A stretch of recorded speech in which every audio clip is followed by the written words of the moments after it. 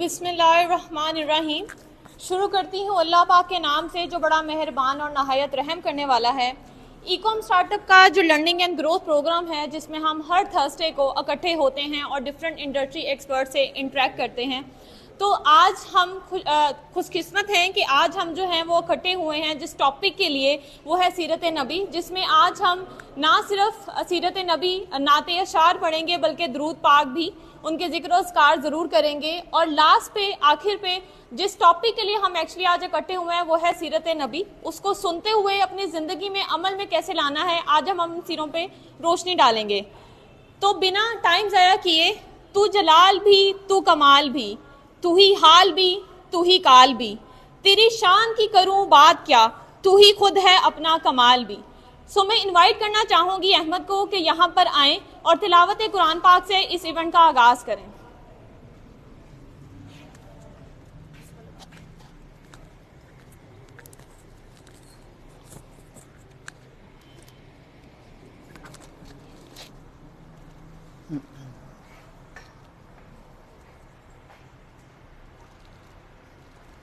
اعوذ باللہ من الشیطان الرجیم،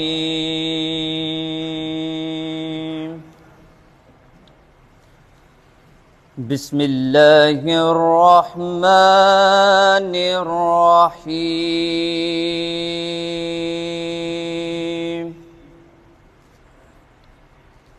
والتین والزیتون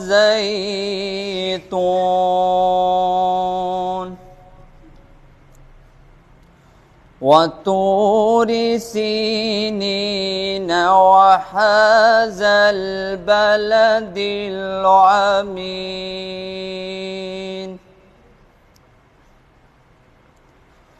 والتین والزیتون وطور سینین وهذا البلد العمین،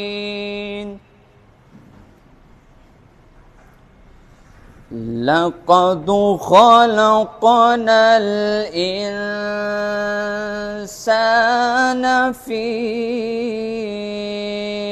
أحسن تقويم،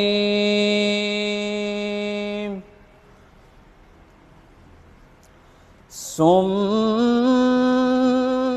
رددناه أسفل سافلين،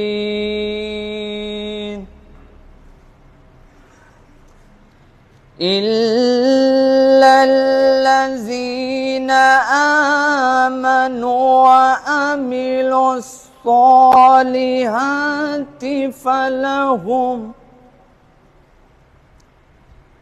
فلهم أجر غير ممنون،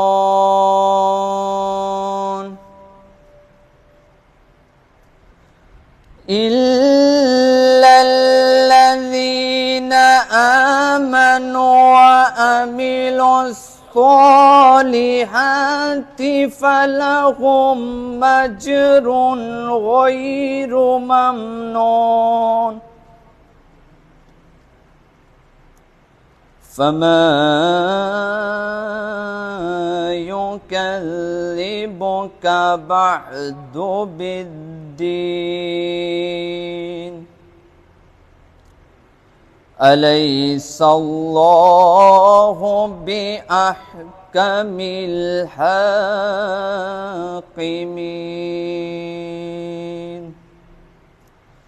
صدق اللہ العظیم۔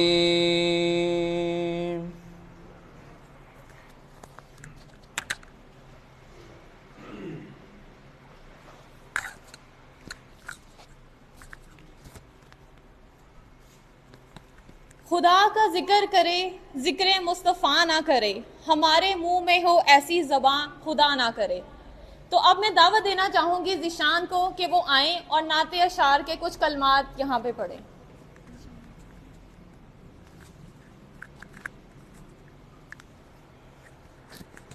دروشی پڑھ لیں۔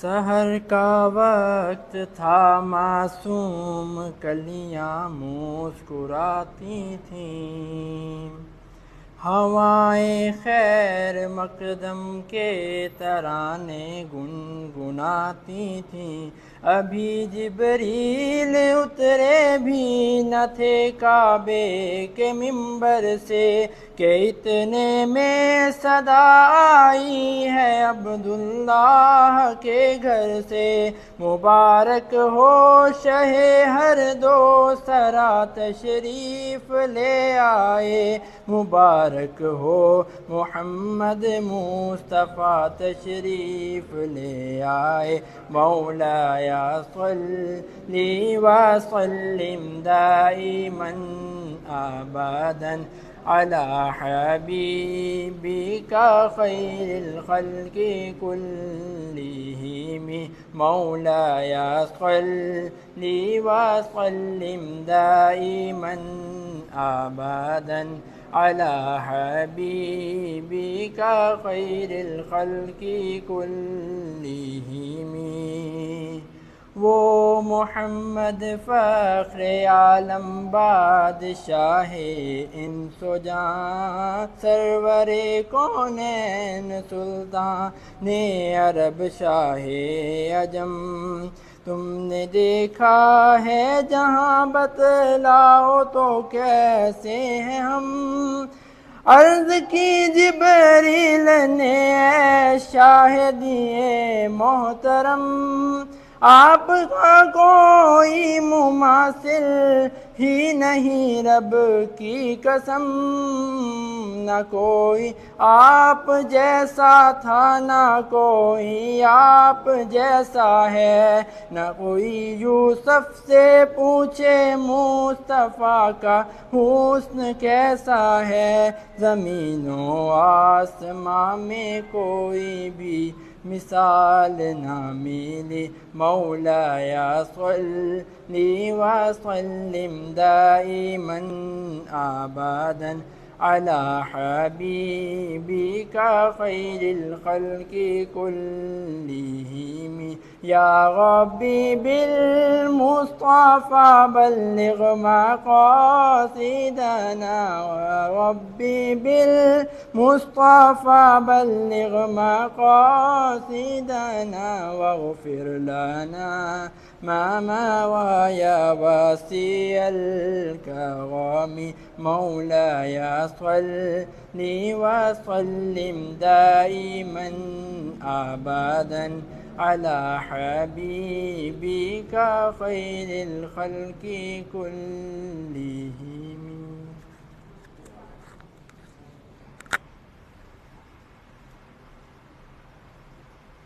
ماشاءاللہ ذیشان، جزاک اللہ، بہت ہی اچھی نعت تھی۔ اب میں دعوت دینا چاہوں گی گل کو کہ وہ یہاں پر آئیں اور نعت شریف کے کچھ اشعار پڑھیں۔ جی گل۔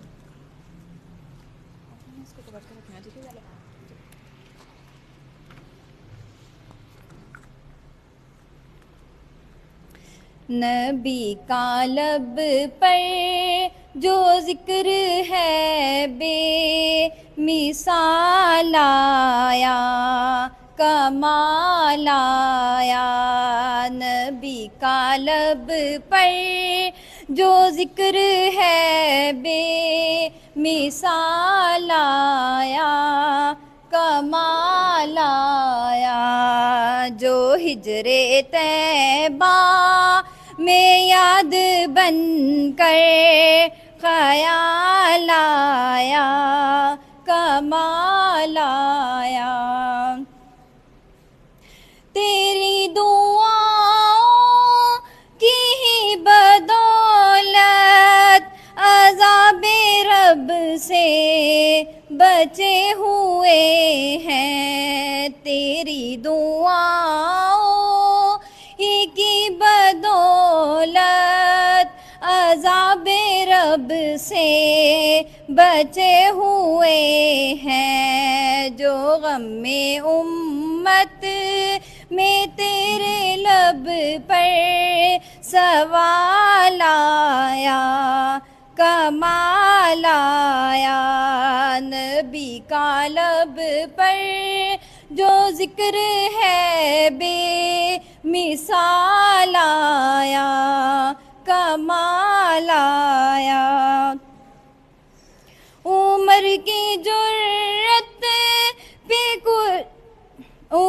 کی جرت پہ جاؤں قرباں ہے آج کافر بھی ان سے لرزاں عمر کے آنے سے کفر پر جو زوال آیا کمال آیا غرور حوروں کا توڑ ڈالا لگا کے ماتھے پہ تل خدا نے غرور حوروں کا توڑ ڈالا لگا کے ماتھے پہ تل خدا نے جو کالے رنگ کا غلام تیرا بلال آیا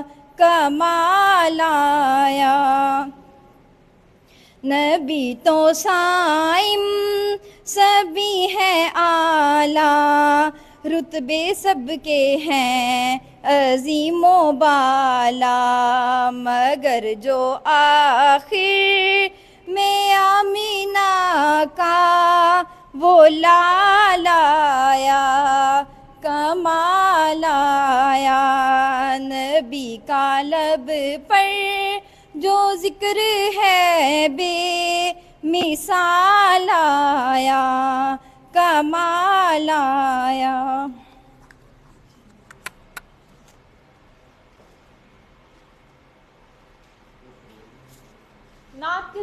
نعت کے سلسلے کو مزید برقرار رکھتے ہوئے میں شراز کو دعوت دینا چاہوں گی کہ شراز یہاں پر آئیں اور کچھ نعتیہ اشعار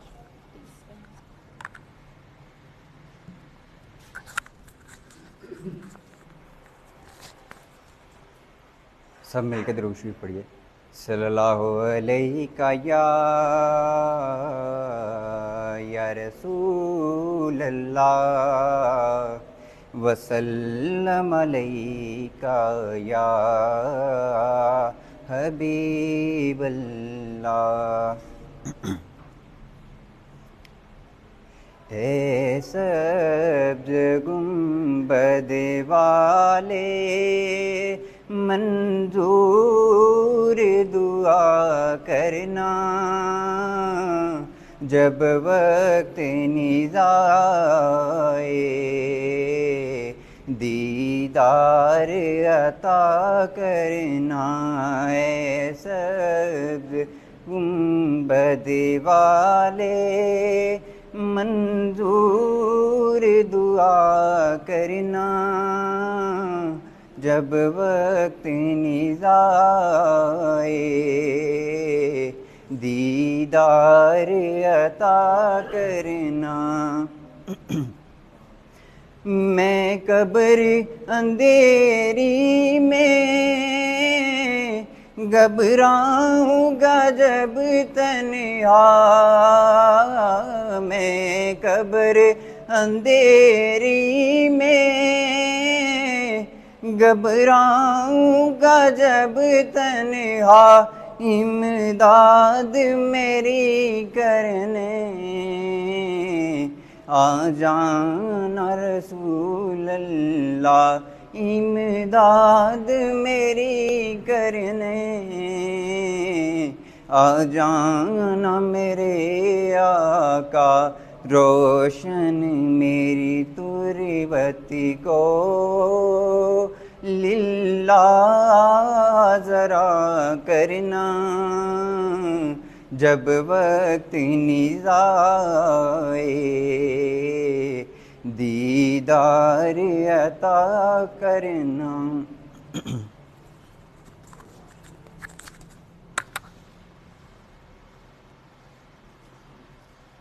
جزاک اللہ بہت بہت شراف بہت ہی اچھی نعت تھی اب ہماری آڈینس میں سے کچھ لوگ جو ہیں وہ والنٹیئر کرنا چاہیں گے تو میں دعوت دینا چاہوں گی محمد مرسل بھائی کو پلیز آپ یہاں پہ آئیں اور نعت شریف پڑھیں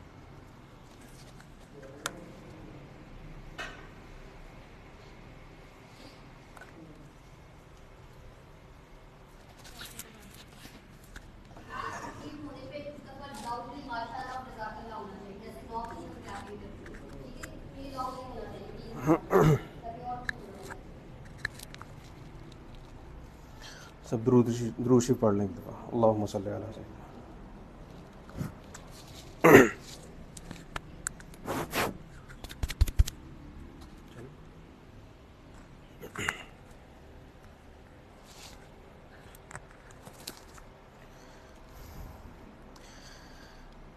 مسجد نبوی یہ تو بتا کچھ، مسجد نبوی یہ تو بتا کچھ، سما وہ کیسا پیارا ہوگا، صحن میں آقا بیٹھے ہوں گے، صحن میں آقا بیٹھے ہوں گے، گرد صحاب کا حلقہ ہوگا، صحن میں آقا بیٹھے ہوں گے، گرد صحاب کا حلقہ ہوگا، مسجد نبوی یہ تو بتا کچھ، سما وہ کیسا پیارا ہوگا. تو نے اپنے دروازے پر وہ بچے بھی دیکھے ہوں گے، تو نے اپنے دروازے پر وہ بچے بھی دیکھے ہوں گے، وہ بچے بھی دیکھے ہوں گے، جن بچوں نے پیار میں اکثر آپ کا دامن تھاما ہوگا، جن بچوں نے پیار میں اکثر آپ کا دامن چوما ہوگا، مسجد نبوی یہ تو بتا کچھ، سما وہ کیسا پیارا ہوگا. عرش پہ چاند چمکتا دیکھا، فرش کے چاند کا جلوہ دیکھو، عرش پہ چاند چمکتا دیکھا، فرش کے چاند کا جلوہ دیکھو، فرش کے چاند کا جلوہ دیکھو، ایک انگلی اور چاند کے ٹکڑے، ایک انگلی اور چاند کے ٹکڑے، میرے محمد کیسے ہوں گے، ایک انگلی اور چاند کے ٹکڑے، پورے محمد کیسے ہوں گے، مسجد نبوی یہ تو بتا کچھ، سما وہ کیسا پیارا ہوگا، صحن میں آقا بیٹھے ہوں گے، گرد صحاب کا حلقہ ہوگا.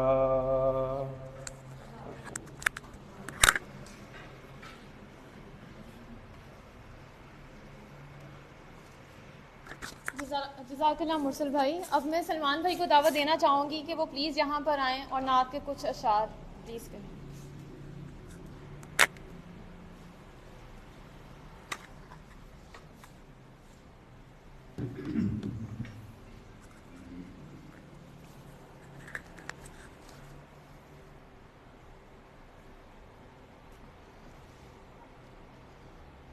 ہم نے آنکھوں سے دیکھا نہیں ہے مگر ہم نے آنکھوں سے دیکھا نہیں ہے مگر ان کی تصویر سینے میں موجود ہے.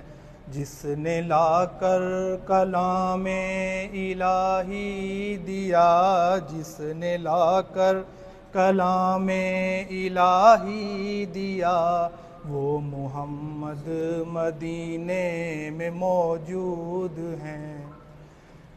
پھول کھلتے ہیں پڑھ پڑھ کے صلی علی, پھول کھلتے ہیں پڑھ پڑھ کے صلی علی, جھوم کر کہہ رہی ہے یہ باد صبا.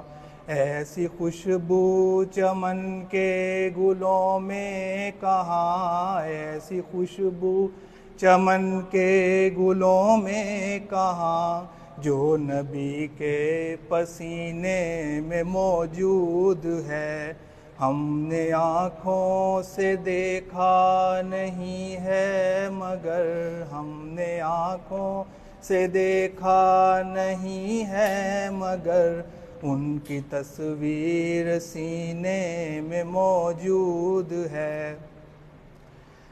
ہم نے مانا کہ جنت بہت ہے حسین, ہم نے مانا کہ جنت بہت ہے حسین, چھوڑ کر ہم مدینہ نہ جائیں کہیں. یوں تو جنت میں سب ہے مدینہ نہیں, یوں تو جنت میں سب ہے مدینہ نہیں, اور جنت مدینے میں موجود ہے. ہم نے آنکھوں سے دیکھا نہیں ہے مگر ہم نے آنکھوں سے دیکھا نہیں ہے مگر ان کی تصویر سینے میں موجود ہے.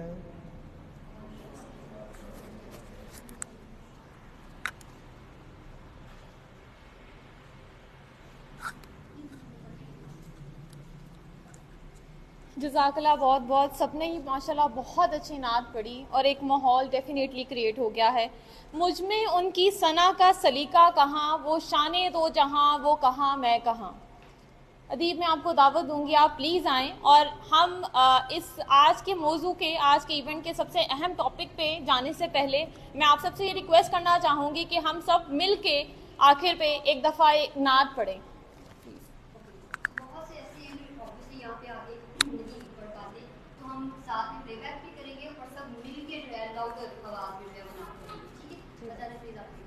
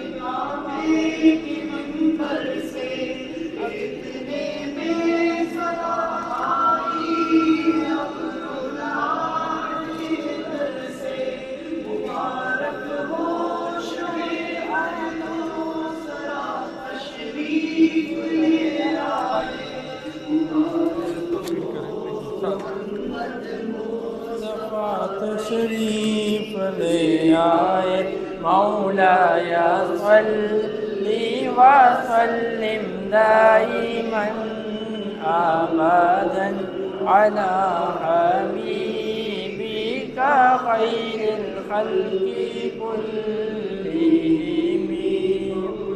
يا صلي وسلم دائما أبدا على حبيبك خير الخلق كلهم محمد سيد الكونين والثقلين محمد سيد الكونين والثقلين والفريقين من عرب ومن عجم محمد فخر عالم بادشاہ دن سجا سرور کونین سلطان عرب شاہ عجم بن جبریل سے کہنے لگے شاہ نے دیکھا ہے جہاں بتلاؤ تو کیسے ہیں ہم عرض کی جبریل نے اے شاہدی محترم آپ کا کوئی مماثل ہی نہیں رب کی قسم مولایا صلی وسلم دائما أبدا على حبيبك خير الخلق كلهم رسول الله حبيب الله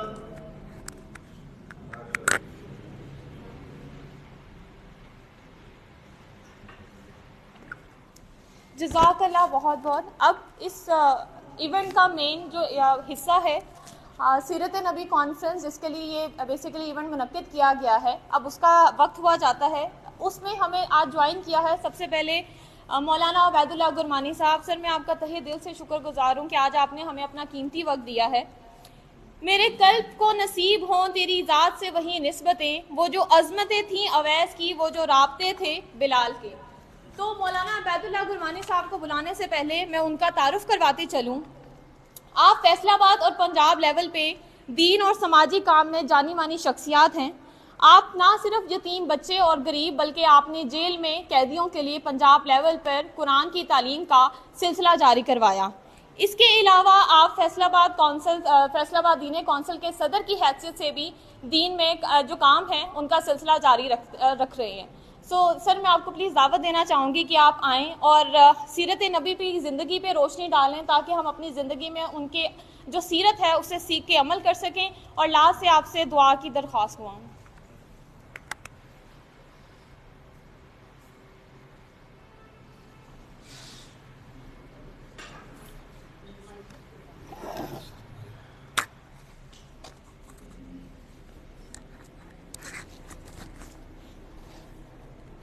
الحمد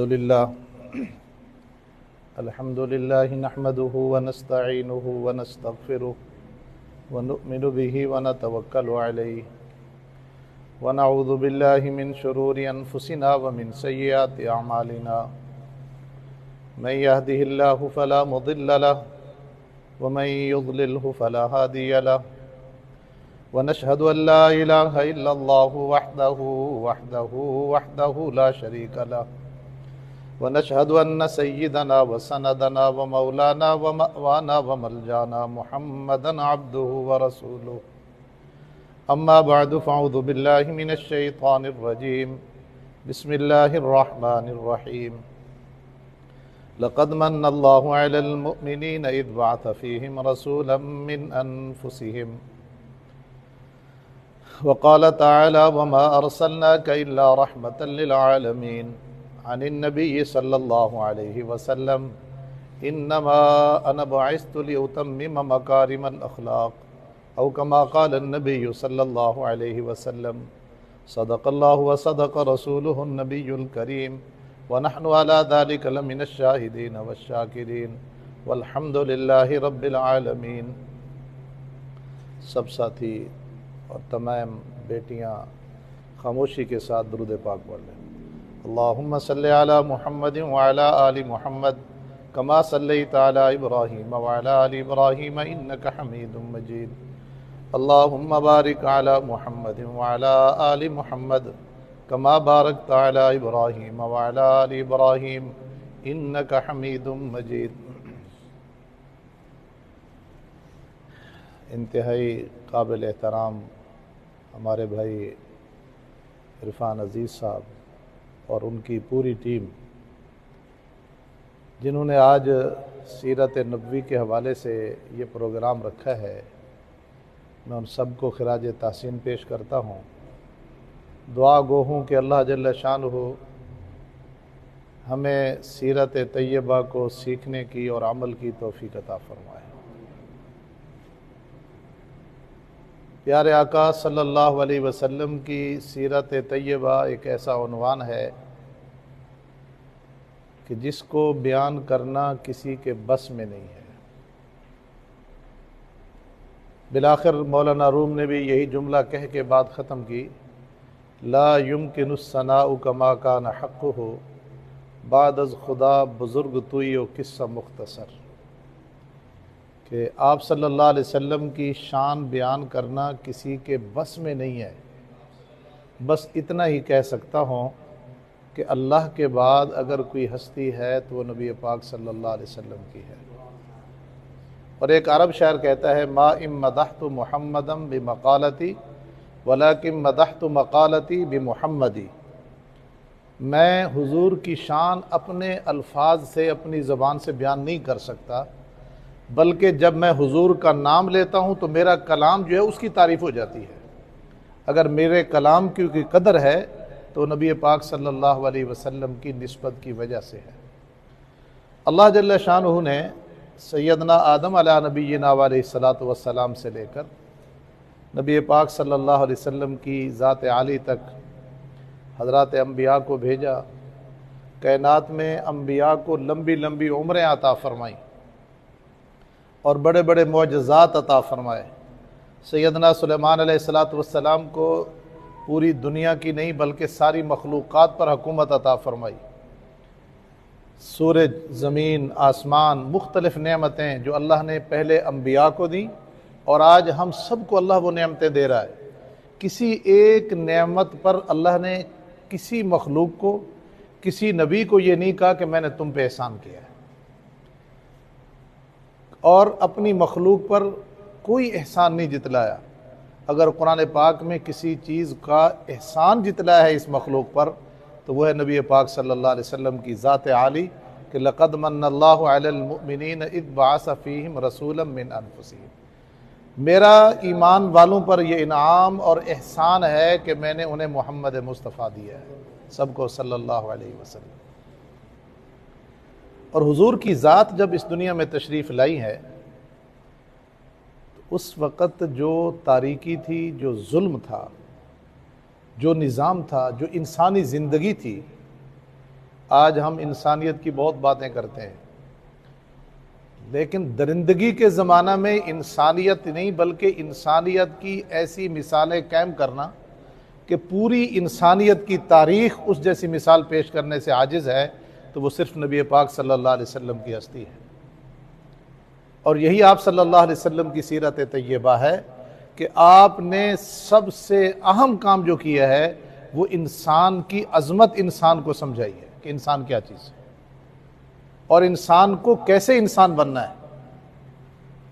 مورخین میں سے ایک غیر مسلم مورخ ہیں جنہوں نے ایک کتاب لکھی ہے 100 عظیم رہنما کے نام سے، اور اس نے پہلا نمبر نبی پاک صلی اللہ علیہ وسلم کو دیا، اور اس پر اس کی وجہ لکھی ہے کہ میں نے مسلمانوں کے نبی محمد بن عبداللہ کو سب سے پہلا نمبر اسی لیے دیا ہے کہ ان کی زندگی کا ایک واقعہ میں نے دیکھا کہ ایک آدمی اپنے بچے سے گلی میں پیار کر رہا ہے، تو مسلمانوں کے پیغمبر نے اس بچے کو اس کے باپ سے علیحدہ کر دیا، پیار کرنے سے روک دیا کہ یہ پیار نہ کرو۔ تو اس صحابی نے اپنے پیغمبر سے کہا کہ آپ ہی نے تو تعلیم و تربیت دی ہے کہ بچوں سے محبت، شفقت اور بڑوں کا احترام. آپ نے فرمایا اگر بچوں سے پیار کرنا ہے بے شک کرو، لیکن گھر کے کواڑ بند کر کے کرو. ایسا نہ ہو کہ گلی میں تم بچے سے پیار کرو اور کسی یتیم کو اپنا باپ یاد آ جائے اور اس کا دل ٹوٹ جائے. میں محمد کسی یتیم کا دل ٹوٹتا برداشت نہیں کر سکتا. نبی پاک صلی اللہ علیہ وسلم نے بھی یہ ارشاد فرمایا کہ اللہ نے مجھے اس لیے بھیجا ہے کہ میں اچھے اخلاق کی تکمیل کروں. یعنی کوئی بھی زندگی کی اچھائی اگر آپ تاریخ اٹھائیں، غیر مسلموں کی اٹھائیں، اچھے اچھے انسانوں میں آئے، حضرات انبیاء تشریف لائے، اور آپ صلی اللہ علیہ وسلم کی مبارک زندگی اور آپ کے اخلاق اور آپ کی تعلیم جس مرضی شعبے کو اٹھائیں گے وہ ہمیشہ سب سے اعلیٰ اور عرفہ ہو.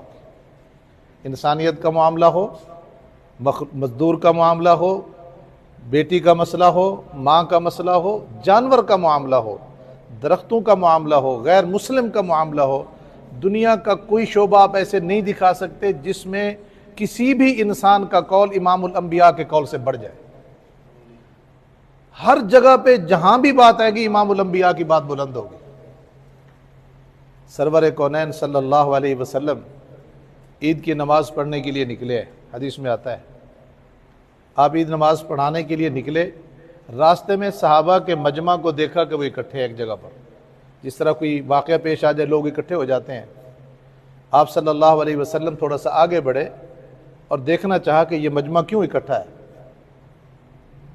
تو دیکھا ایک بچہ رو رہا ہے. آپ نے سوال فرمایا کہ بچے کیوں رو رہے ہو؟ تو اس معصوم بچے نے جواب دیا کہ انا یتیم لا وارث لی، اے اللہ کے رسول میں یتیم ہوں، میرا وارث کوئی نہیں ہے، جسم پہ کپڑے پورے نہیں ہیں. سرکار دو عالم صلی اللہ علیہ وسلم نے اس موقع پہ ایک جملہ ارشاد فرمایا، انا وارث من لا وارث لا، جس کا کوئی وارث نہیں میں محمد اس کا وارث ہوں صلی اللہ علیہ وسلم. آپ عید نماز پڑھانے کے لیے نہیں گئے، اس بچے کو اٹھایا، گھر میں لے آئے. حضرت فاطمہ رضی اللہ عنہ سے فرمایا کہ اس کو جلدی جلدی غسل دلواؤ، کپڑے پہناؤ. کپڑے نہیں ہیں تو میری جو مبارک چادر ہے اس کا ٹکڑا کر کے اس کو تہبند بنا دو اور اوپر چادر پہناؤ، خوشبو لگاؤ. آپ نے اس بچے کو کندھے پہ اٹھایا اور عیدگاہ میں لے آئے. تو عرب اور خصوصاً صحابہ کرام رضوان اللہ علیہم اجمعین کے جو بچے تھے وہ اس وقت یہ تمنا کر رہے تھے کاش آج ہمارے ماں باپ بھی دنیا سے جا چکے ہوتے، ہمیں محمد عربی کا کندھا نصیب ہو جاتا. تو میرے محترم دوستو، یہ صرف واقعات نہیں ہیں، یہ اس بگڑے ہوئے معاشرے کے واقعات ہیں جہاں یتیم کو غلام بنا کے رکھنا، مزدور کی مزدوری کو کھا جانا، عورت کو زندہ دفن کرنا، ماں اور بہن بیٹی کو وراثت میں حق نہ دینا، بلکہ اس سے بڑھ کر ماں کو اولاد وراثت میں تقسیم کرتی تھی. جس طرح جائیداد تقسیم ہوتی ہے، ماں کو بھی انسان نہیں سمجھا جاتا تھا بلکہ باپ کا ایک مال سمجھا جاتا تھا، اور ماں کو بیٹے وراثت میں تقسیم کرتے تھے اور اس کے ساتھ اسی طرح سلوک کیا جاتا تھا جس طرح تقسیم ہونے والے جانوروں کے معاملات میں جو حصے میں جانور ہے وہ سلوک ہے، ماں کے ساتھ بھی وہی سلوک ہوتا تھا. یہ امام الانبیاء کی ہستی ہے جنہوں نے آ کر فرمایا کہ الجنت تحت اقدام الامہات، جنت جو ہے وہ ماں کے قدموں کے نیچے ہے. بچیوں کو زندہ دفن کرنا، کتنے واقعات ایسے موجود ہیں کہ جس طرح معصوم بچیوں کو زندہ دفن کر دیا گیا. آج بھی مکہ مکرمہ میں وہ قبرستان موجود ہے، بیت اللہ کے بالکل قریب ہے، کہ جس قبرستان میں بچیوں کو زندہ دفن کیا جاتا تھا. اس سے بڑھ کے اور کیا ظلم ہو سکتا ہے؟ بہت سارے جو پڑھا لکھا طبقہ تھا اس زمانے میں، جو ترقی یافتہ ممالک تھے، وہ عورت کو انسان ماننے کے لیے تیار نہیں تھے کہ اور مخلوق سمجھتے تھے. سرکار دو عالم صلی اللہ علیہ وسلم نے جو عزت عطا فرمائی ہے، اور جس موقع پر پہلے بات سمجھنے کے لیے ضروری ہوتا ہے کہ اس واقعہ کا پتہ ہو کہ کس موقع پہ اللہ کے حبیب نے کیا بات ارشاد فرمائی.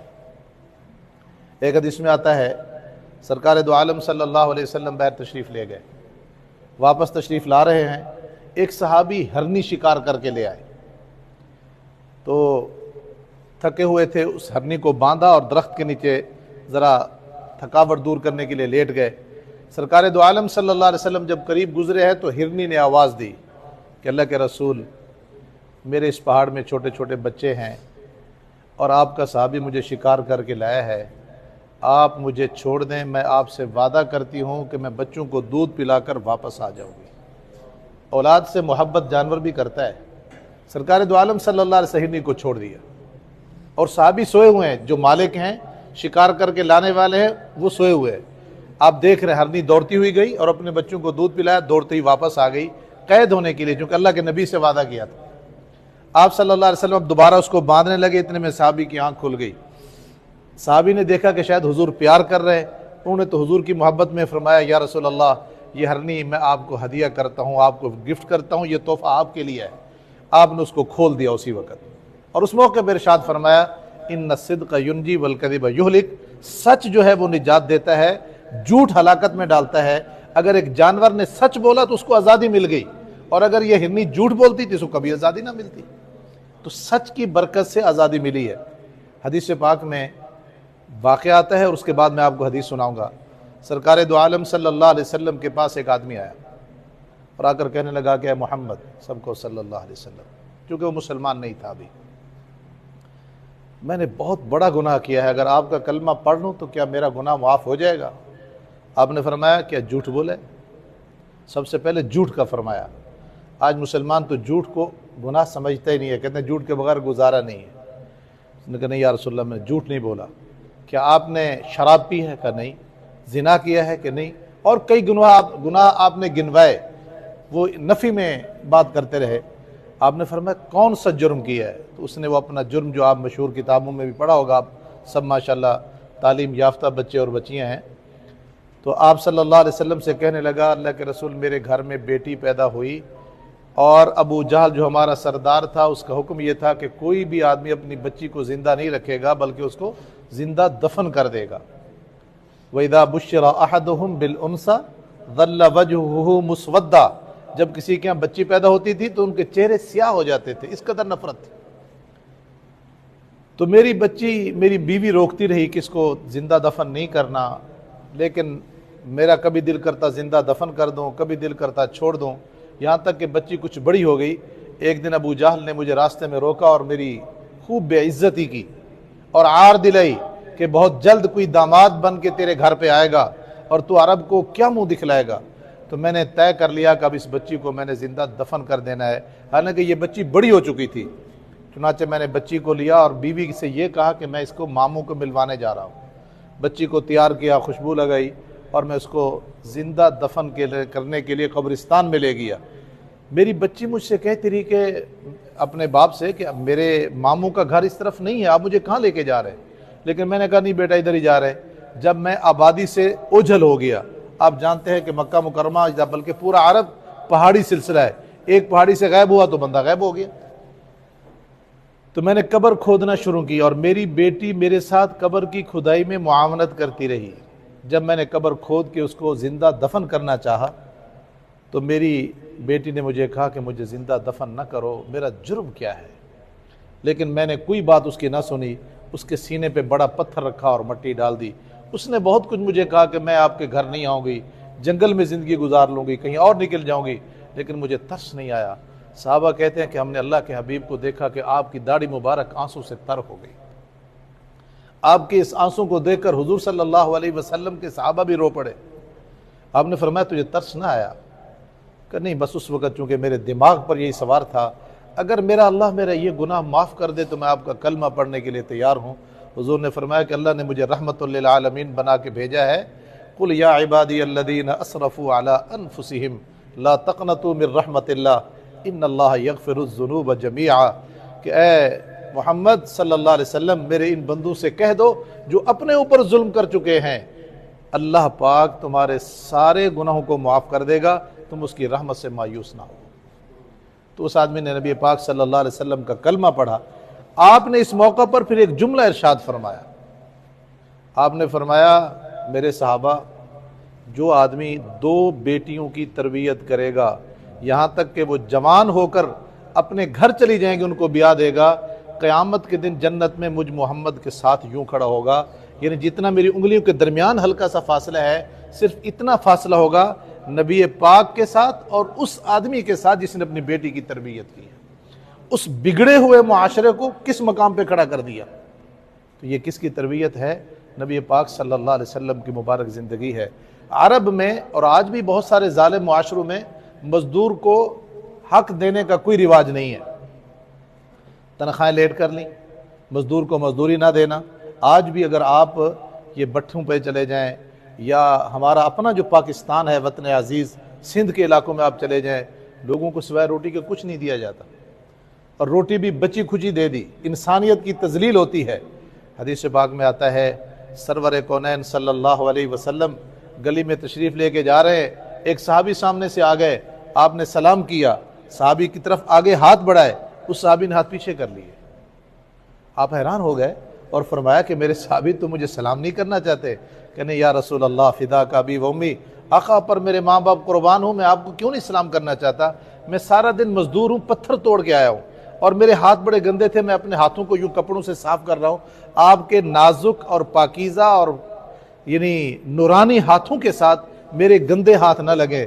آپ نے اس موقع پہ اس کو کوئی جواب نہیں دیا. اس کا ہاتھ پکڑا، مجمع میں مسجد نبوی میں تشریف لائے، صحابہ بیٹھے ہیں تو مجمع میں اس کو قریب بٹھا کر آپ نے اس کے دونوں ہاتھوں کو جوڑا اور یوں بوسہ دیا. کیا خوش قسمت ہیں وہ ہاتھ جن ہاتھوں کو امام الانبیاء نے بوسہ دیا. اور کیا جملہ ارشاد فرمایا؟ ہذہ ید لا یلتمسہ النار، یہ وہ ہاتھ ہیں جن کو جہنم کی آگ نہیں چھوئے گی.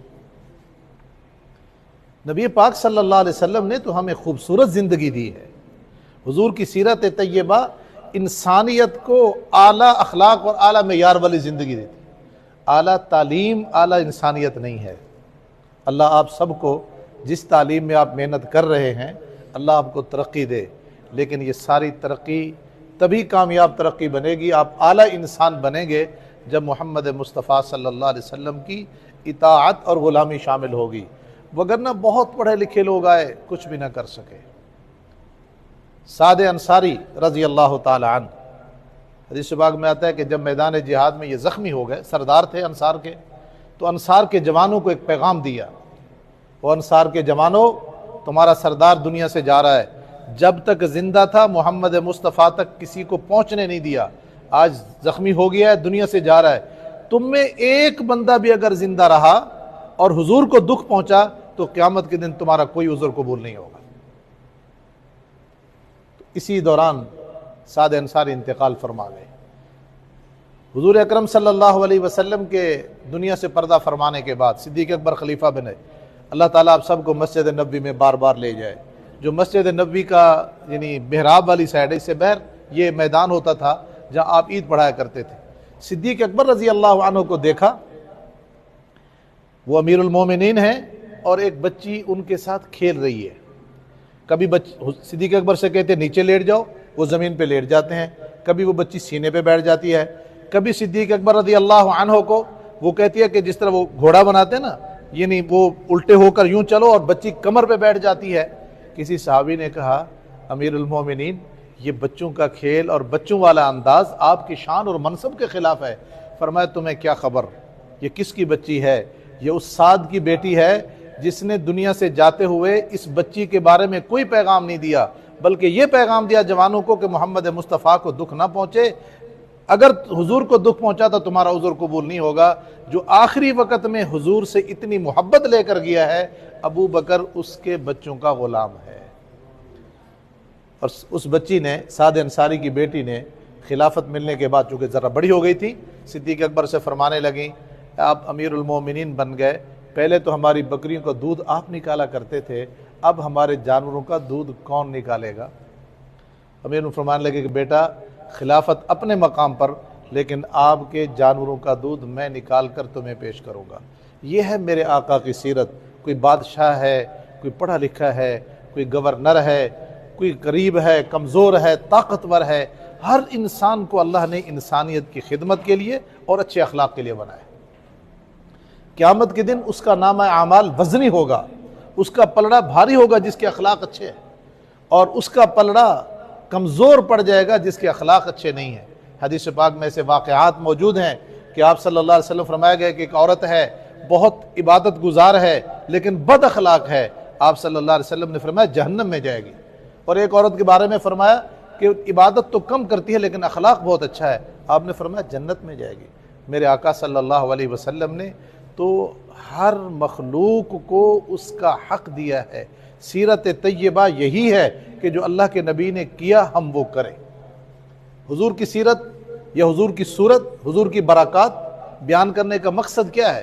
حضور کی برکات بہت ہیں، حضور صلی اللہ علیہ وسلم کے نام میں برکت، حضور کے کام میں برکت، حضور کی زندگی میں برکت، حضور کے لعاب میں برکت، حضور کی دعا میں برکت۔ لیکن اس برکت کا اصل مقصد کیا ہے؟ کہ ہماری زندگی وہ ہو جو اللہ کے رسول نے ہمیں دی ہے، جو اللہ کے رسول نے ہمیں پیغام دیا ہے۔ اگر پیغام وہ نہ ہو، عمل وہ نہ ہو، پھر سیرت کو منانے کا، اس پر گفتگو کرنے کا اور آپ کی سیرت کو بیان کرنے کا فائدہ نہیں ہے۔ عمل سے بات بنے گی۔ حضور صلی اللہ علیہ وسلم کی سیرت اپنے مقام پر، حضور کی آمد کا مقصد کیا ہے؟ آپ نے فرمایا بھائی سب کچھ جو مرضی ہو جائے، تم نے اس دنیا کو چھوڑ کے جانا ہے، اور جب چھوڑ کے جانا ہے تو اس دنیا میں آخرت کی تیاری کر لو۔ کہیں بھی اللہ کے رسول نے آپ کو یہ روکا نہیں ہے کہ آپ ترقی نہ کریں، آپ تعلیم حاصل نہ کریں، آپ پیسہ نہ کمائیں، جو چاہو دنیا میں کرو، لیکن اللہ اور اللہ کے رسول کو ناراض نہیں کرنا۔ بس صرف اتنی سی بات ہے کہ اللہ کے رسول کو ناراض نہیں کرنا، اللہ کی ذات کو ناراض نہیں کرنا۔ پیسہ جتنا مرضی آ جائے، اگر تکبر آ گیا، کسی کو حقیر سمجھنے لگ گئے، سمجھو کام خراب ہے۔ اور اگر اللہ نے دل میں اور نرمی پیدا کر گئی کہ مجھے اللہ نے بہت کچھ دیا ہے، میں اس کا شکر نہیں ادا کر سکتا، مجھے ان کا خیال رکھنا چاہیے، تو پھر سمجھ لو کہ یہ اللہ کی نعمت ہے اور اللہ کی رحمت ہے۔ استعمال اتنا ہی ہونا ہے جو ہم نے زندگی میں استعمال کر لیا۔ اگر ہم اپنی زندگی میں اللہ کے رسول کے احکام کا خیال نہیں کر سکے تو پھر سیرت کہنے کا، سیرت بیان کرنے کا، سیرت سننے کا کوئی فائدہ نہیں۔ صحابہ کرام رضوان اللہ علیہ مجمعین نے کس طرح کی زندگی گزاری؟ حضرت عمر رضی اللہ عنہ کی زندگی، صحابہ کرام کی زندگی، حدیث پاک میں آتا ہے، اللہ اکبر، وہ بچی حضرت عمر کا تذکرہ کر رہی تھی نعت میں، مجھے ان کے کئی واقعات یاد آ رہے تھے۔ جب بیت المقدس فتح ہوا، اللہ تعالیٰ بیت المقدس کو آزادی دے، ہمارے فلسطینی بھائیوں کی اللہ غیبی مدد فرمائے۔ چلو اسی نسبت سے ان کا میں وہ چھوٹا سا واقعہ عرض کر دیتا ہوں۔ بیت المقدس کے لیے جب لشکر روانہ ہونے لگا، صحابہ کرام رضوان اللہ علیہ مجمعین نے حضرت عمر سے خواہش ظاہر کی ہے کہ امیر المومنین آپ سادہ رہتے ہیں، یہ یہودیوں کا علاقہ ہے، بڑے مالدار لوگ ہیں، مہربانی کریں کپڑے بدل لیں۔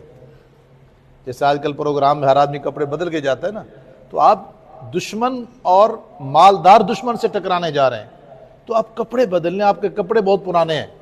اب کسی کو ہمت نہ ہو کہ کون کہے، اچھے کپڑے بدل لو، نیا سوٹ بنا لو، کون کہے، جرت نہ ہو رہی تھی۔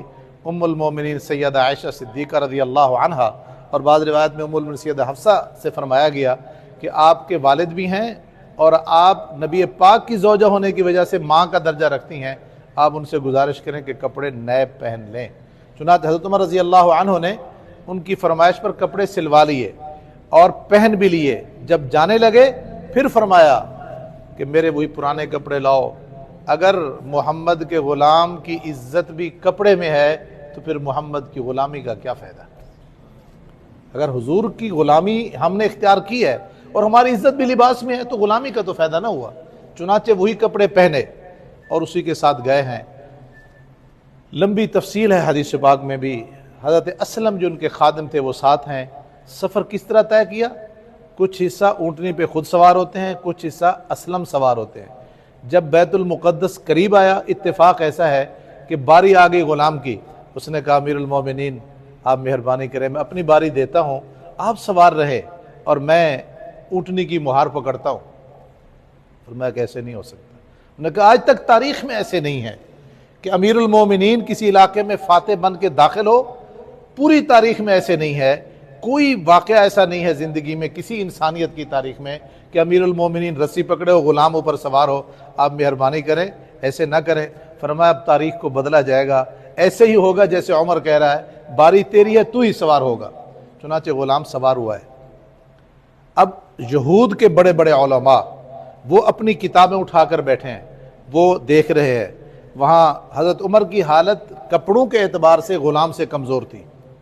اب آگے چلتے چلتے مورخین نے بڑی عجیب بات لکھی ہے۔ حضرت عمر رضی اللہ عنہ کا جوتا ٹوٹ گیا، تو حضرت عمر رضی اللہ عنہ نے ایک جوتا اٹھایا اور بغل میں رکھ لیا، ایک جوتا پہنا ہوا ہے۔ غلام نے پھر منت کی امیر المومنین اب تو بس کریں، جوتا ٹوٹا ہوا ہے، کیا کہیں گے؟ فرمایا نہیں، جب یہ حالت دیکھی تو یہود کے علماء نے یہ کہا کہ ہم اس قافلے سے، ان مسلمانوں سے جنگ لڑیں گے۔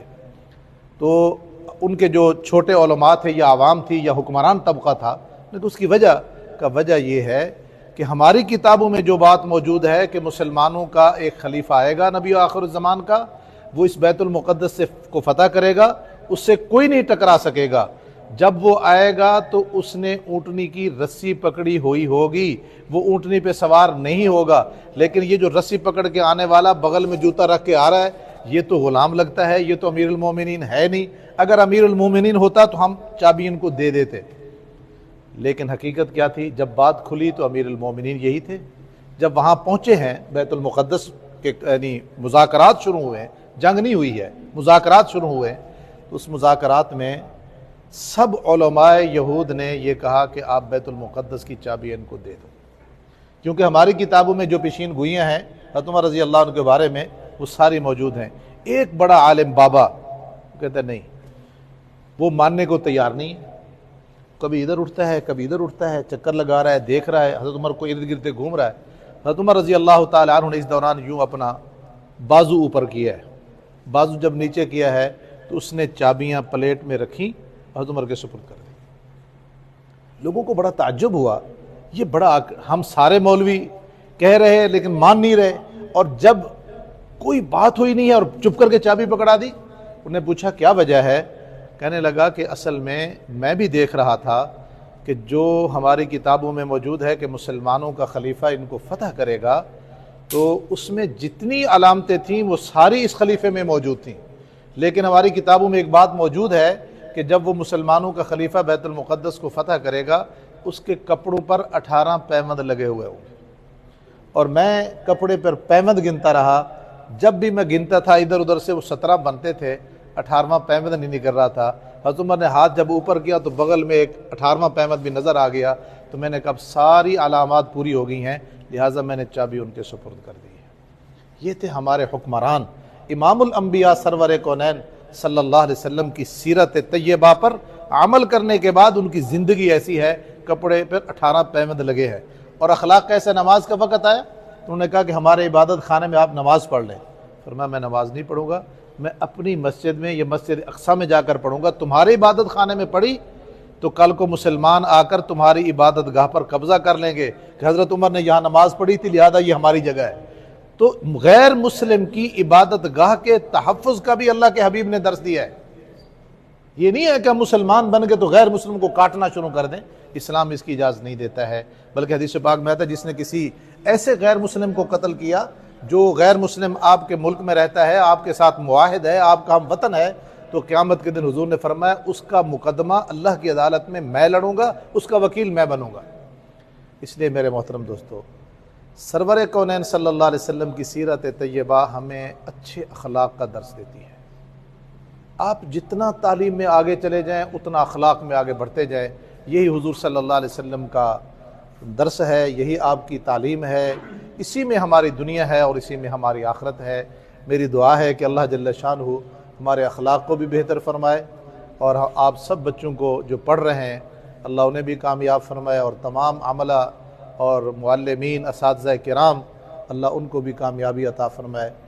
اور یہ بات اپنے بچوں کے دلوں میں، اپنے شاگردوں کے دلوں میں، یہ آپ اپنی اولادوں کے دلوں میں یہ بات بٹھائیں، آ جائے کہ جی پیسہ ہوگا، ترقی ہوگی، کامیاب ہوگے۔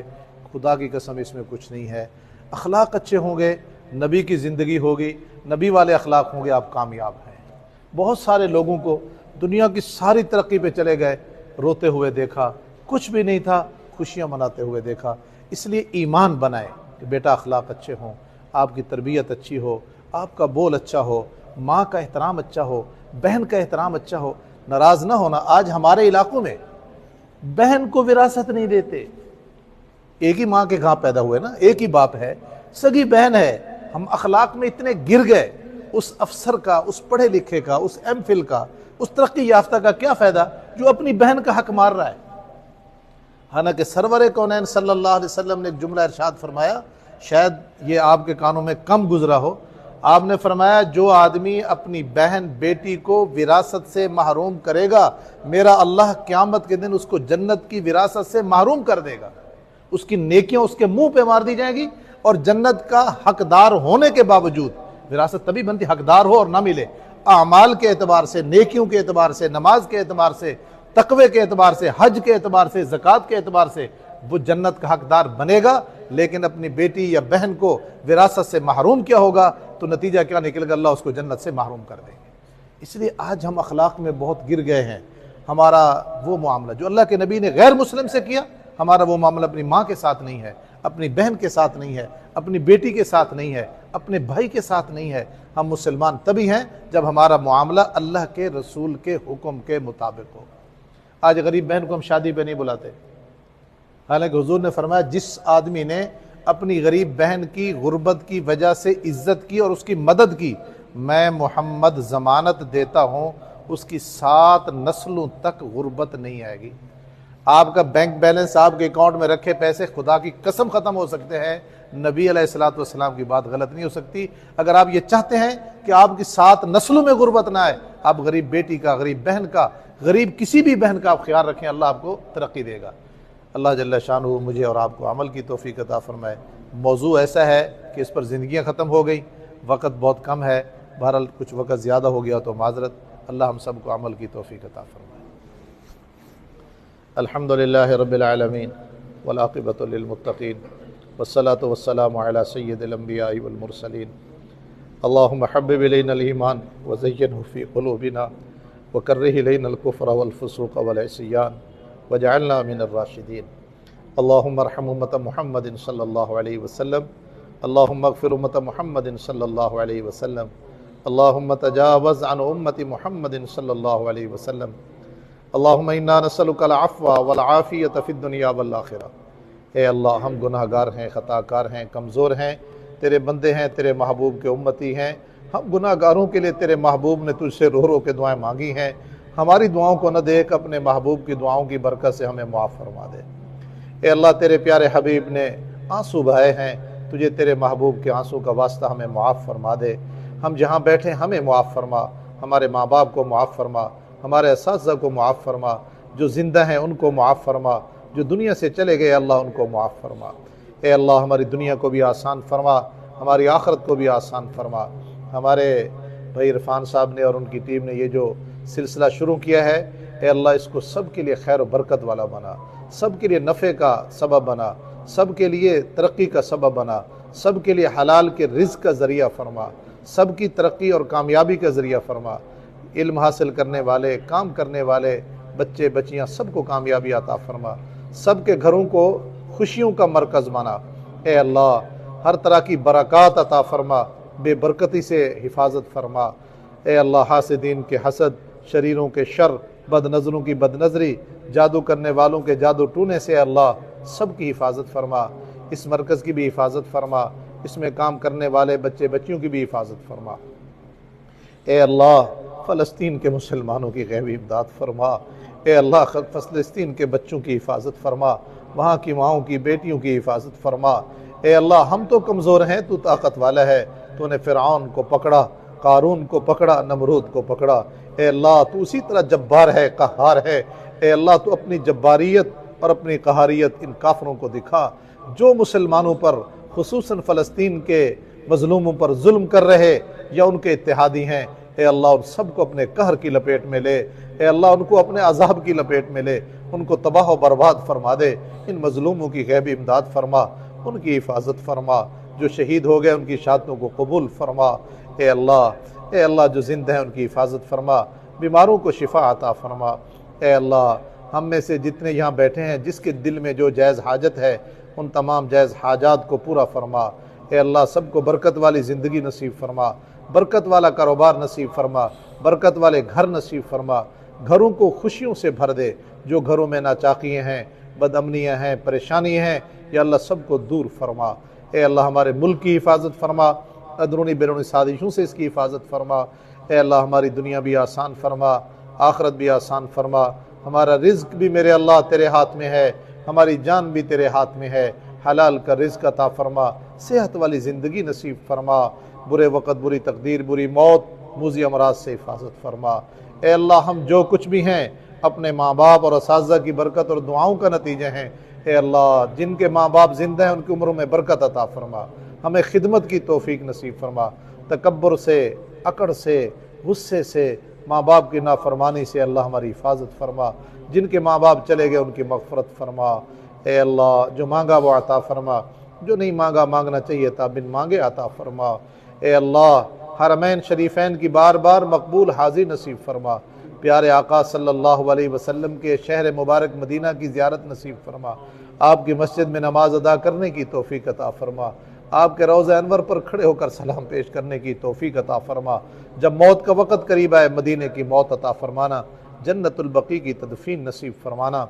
ए अल्लाह, अपनी रहमत से अपने प्यारे महबूब की शफाअत नसीब फरमाना। ए अल्लाह, जितने मुसलमान बीमार हैं सबको शिफा अता फरमा।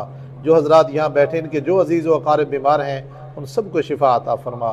हमारे बड़े भाई इंतहाई काबिल एहतराम भाई मुरसल के वालिद मोहतरम भाई अब्दुल्ला साहब भी बीमार रहते हैं। ए अल्लाह, उनको भी शिफाए कामिला आजला नसीब फरमा। सेहत वाली, बरकत वाली, ईमान वाली, आमाल सालिहा वाली लंबी उम्र नसीब फरमा। ए अल्लाह, और भी जितने बीमार हैं सबको शिफा अता फरमा। जो दुनिया से चले गए उनकी मग़फ़िरत फरमा। हमारे मुल्क की हालात को ए अल्लाह बेहतर फरमा, माशी हालात को बेहतर फरमा। हमें अपने दर पे झुकने की तौफीक नसीब फरमा। 5 वक़्त की नमाज की तौफीक अता फरमा। ए अल्लाह, तेरे प्यारे हबीब ने जो हकूक़ अदा करने के लिए कहे हमें सब हकूक़ अदा करने की तौफीक अता फरमा और अपने हक़ से दरगुज़र करने की, मुआफ़ करने की तौफीक अता फरमा। ए अल्लाह, अपनी रहमत से हमसे राज़ी हो जा, तो हमें मुआफ़ कर दे। ए अल्लाह, इस मरकज़ को सब के लिए खैर व आफ़ियत और बरकत का ज़रिया फरमा, सब की हिफाजत फरमा, सब के रिस्क में बरकत अता फरमा। अपनी रहमत से अल्लाह हमारे गुनाहों को मुआफ़ फरमा, हमारी दुआओं को अपने फ़ज़ल से कबूल फरमा। व सल्लल्लाहु अला नबिय्यिल करीम व अला आलिहि व अस्हाबिहि व अहलि बैतिहि अजमईन आमीन बिरहमतिका या अरहमर राहिमीन।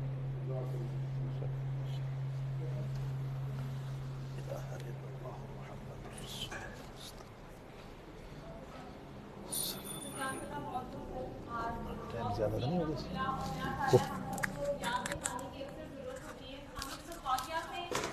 जानते तो ज़रूर है, लेकिन मेरा ख्याल है कि हम लोग कहीं ना कहीं हमें याद करवाने की ज़रूरत पड़ती है। और अब आज सर मैं आपसे दरख्वास्त करूँगी कि प्लीज़ आप यहाँ पे आएँ और हमारे जो नात ख्वान थे ज़िशान, शिराज एंड मुरसल भाई, आप प्लीज़ यहाँ पे आएँ और आपको एक छोटा सा तोहफ़ा पेश करना चाहूँगी मैं। सर प्लीज़ आप आएँ। मुरसल भाई, ज़िशान एंड शिराज, आप लोग आ जाएं वन बाय वन। जी जी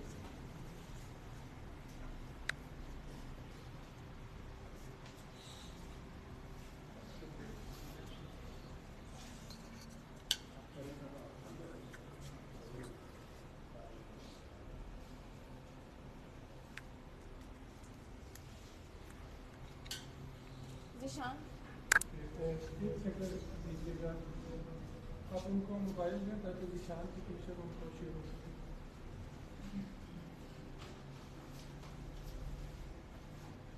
आप प्लीज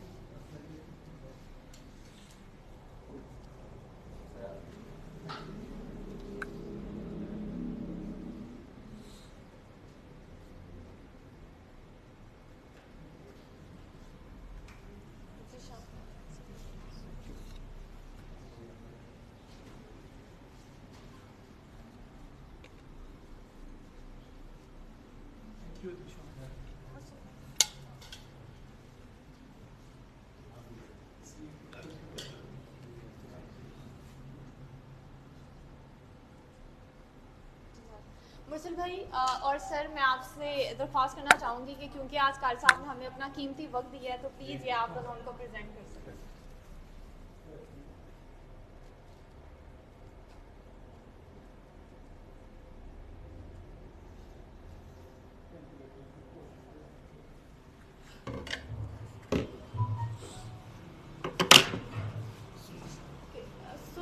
लास्ट में आज सबका बहुत बहुत शुक्रिया कि आप सबने आज हमें ज्वाइन किया और सबसे एक आखिर पे दरख्वास्त है कि आप सबके लिए कुछ छोटा सा अरेंज किया गया है, तो यहाँ से प्लीज़ कोई जाइएगा मत, प्लीज़ आप सब खा के जाइएगा।